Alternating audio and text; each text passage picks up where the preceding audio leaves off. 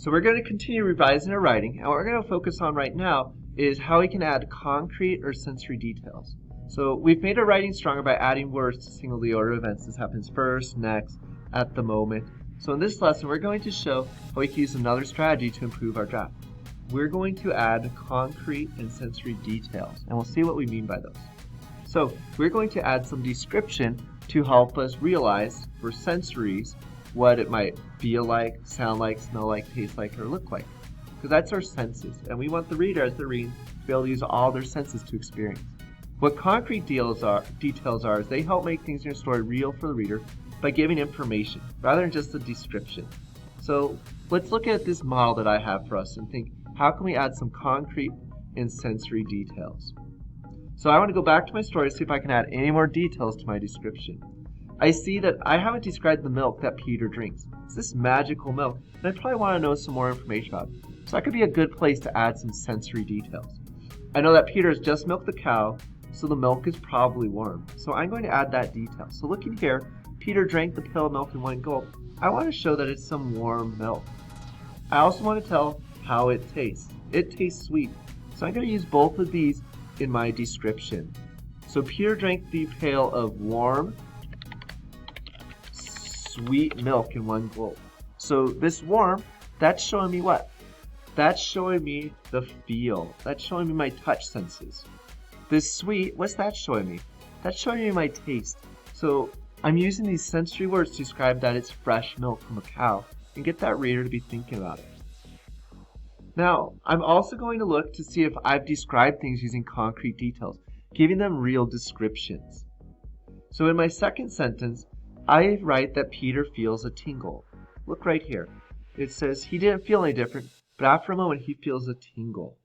I could give more details about the tingle to help the reader understand how it feels. Is it just like his foot fell asleep? Is it like someone's poking him? Is it maybe like a Tinkerbell tingle, if you've seen that movie? So I want to describe this tingling sensation. So I'm going to use the word to describe it being more specific than small. So I want to explain how he feels this tingle. I'll add that he feels it in his fingers. Now, I could put he feels a small tingle, but that's like a first grade, second grade word. So what word can I use for fourth grade? Well, the word slight means the same thing. It means a tiny tingle. So I'm going to put the word slight in there, a very small tingle he felt. But what else can I do? I can also give some details on where he feels it. So I'm going to put in his fingers. Because if you think of a lot of Disney movies or magic movies with princesses and fairies, you always see those fingers start to glisten first. So I'm going to put, after a moment, he felt a slight tingle in his fingers. So what do I have here? I've added some now concrete details. I've given some more specific examples of that tingling sensation. So I want you guys, as you go through, I want you to think about how you can add those details. Now, we're going to practice a little more before I send you off to continue working. I want you to think about this sentence right here. Snow feels. How could we describe how snow feels? Instead of just saying it's snow, we can say the snow feels as light as a feather. Or the snow feels as fierce as a tiger.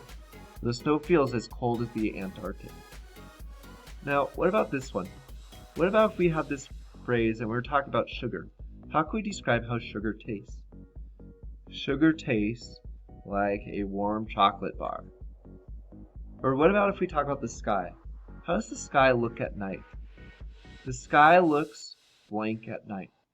The sky looks glistening at night.